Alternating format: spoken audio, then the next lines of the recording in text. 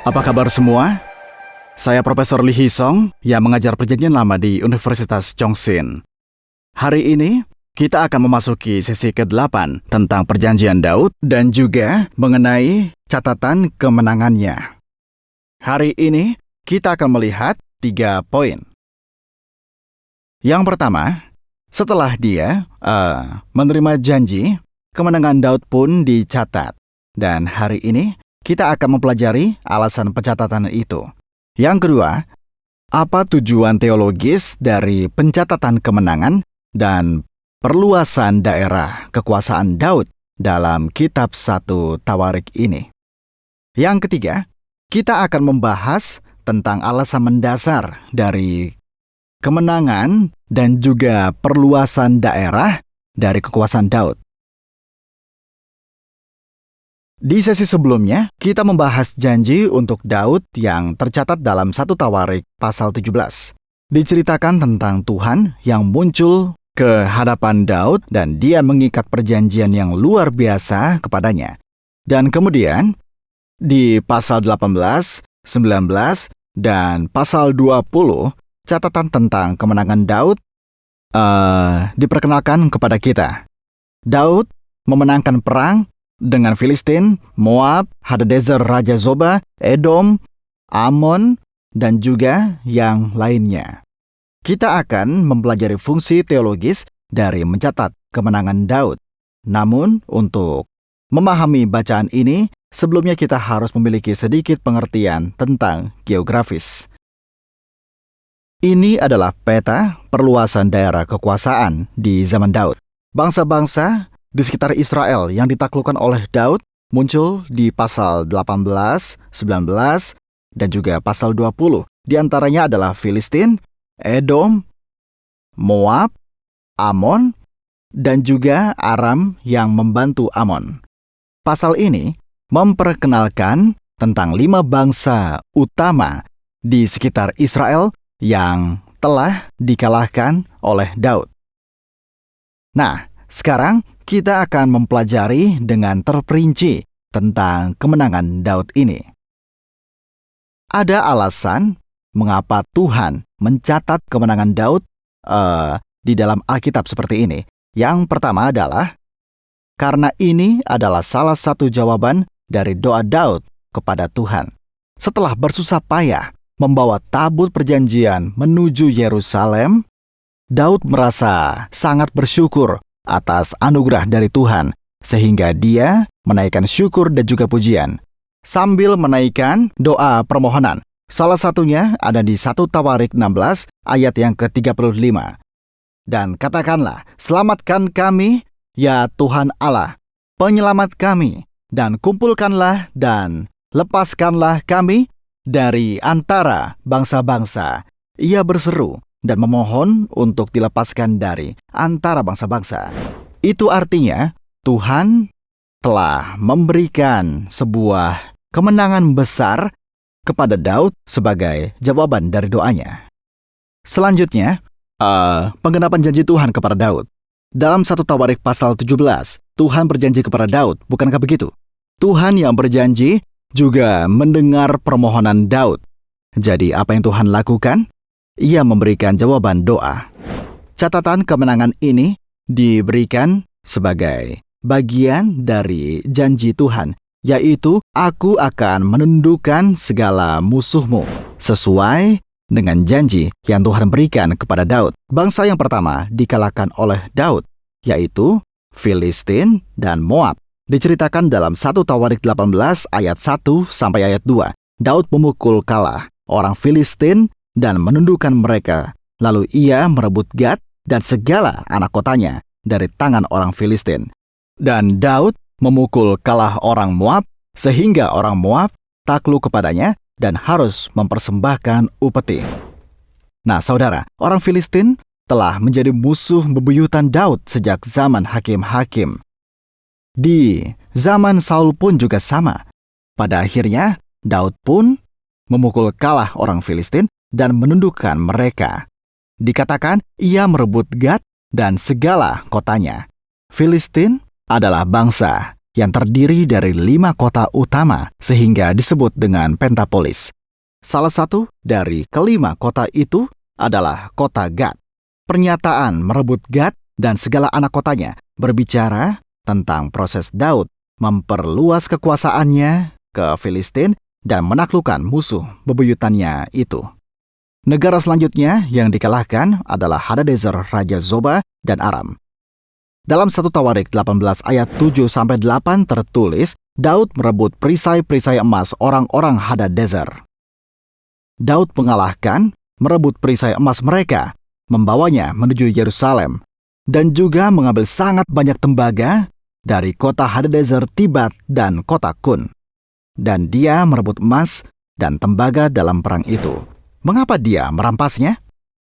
Dari rampasan itu, Salomo membuat laut tembaga, tiang-tiang, dan perlengkapan tembaga. Tercatat demikian. Jadi, rampasan dari Hadadezer dipersiapkan agar bisa digunakan oleh Daud dalam pentabiasan bait suci.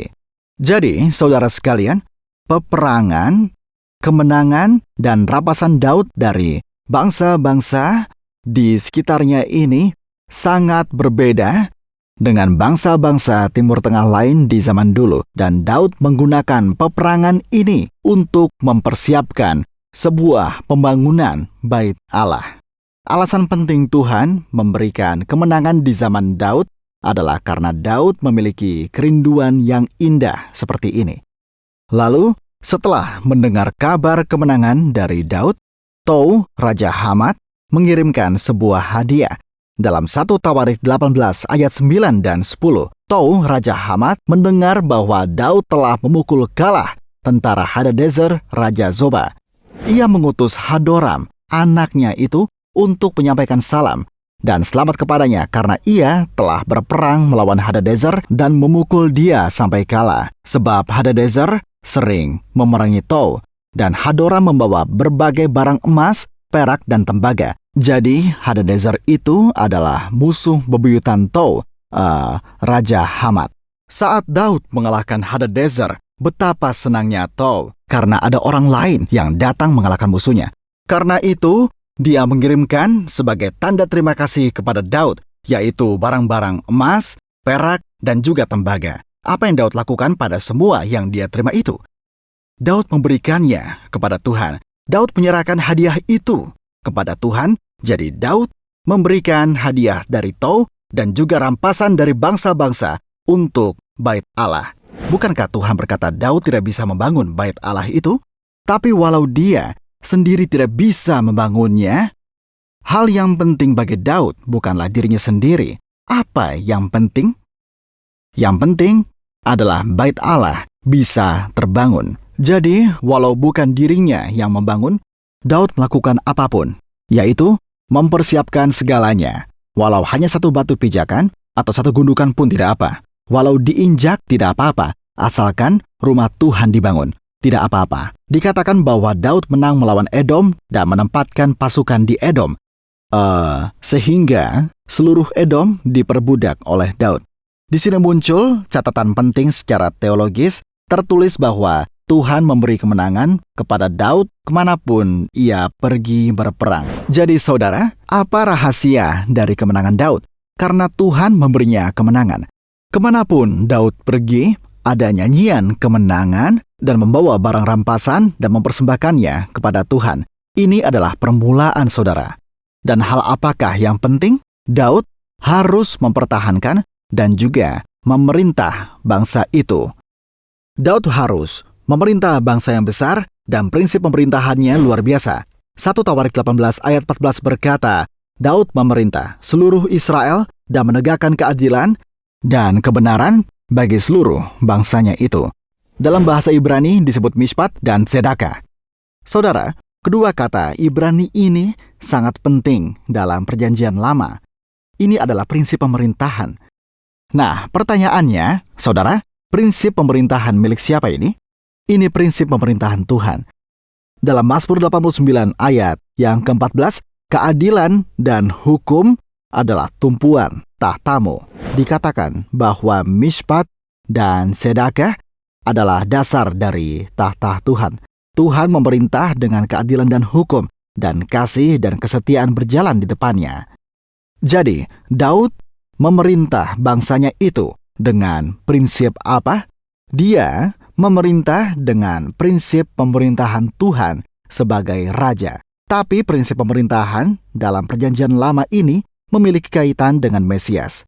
Dalam Yesaya 9 ayat 7 dikatakan, besar kekuasaannya dan damai sejahtera tidak akan berkesudahan di atas tahta Daud dan di dalamnya. Ini adalah nubuat tentang seorang bayi yang akan lahir. Ini adalah pesan tentang Mesias dan firman tentang pemerintahannya. Mesias akan datang dan mengokohkan kerajaannya dengan apa? Dengan keadilan dan juga dengan kebenaran. Mesias, Yesus Kristus yang datang ke dunia sebagai keturunan Daud, memerintah di dunia ini dan kerajaan Allah dengan prinsip apa? Keadilan dan kebenaran. Daud adalah raja yang melaksanakan prinsip dasar pemerintahan kerajaan Allah, yaitu keadilan dan kebenaran di tengah pemerintahannya itu. Di zaman ini pun, keadilan dan juga kebenaran harus menjadi prinsip pemerintahan di dunia ini. Jika ada prasangka, pembelokan, ataupun ketidakadilan, bangsa itu tidak akan berdiri dengan baik dan rakyatnya akan merasakan kesakitan dan penderitaan.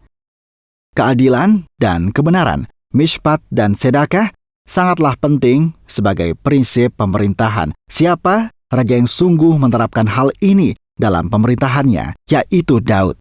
Karena itu, mengapa Daud menjadi tokoh yang sangat penting? Dia adalah raja dalam Perjanjian Lama yang paling menyatakan kerajaan Allah di bumi ini. Tokoh bernama Daud ini tidak hanya diceritakan tentang perjanjiannya dalam Tawarik saja, namun juga sebagai model yang sangat penting setelah Israel menjadi tawanan.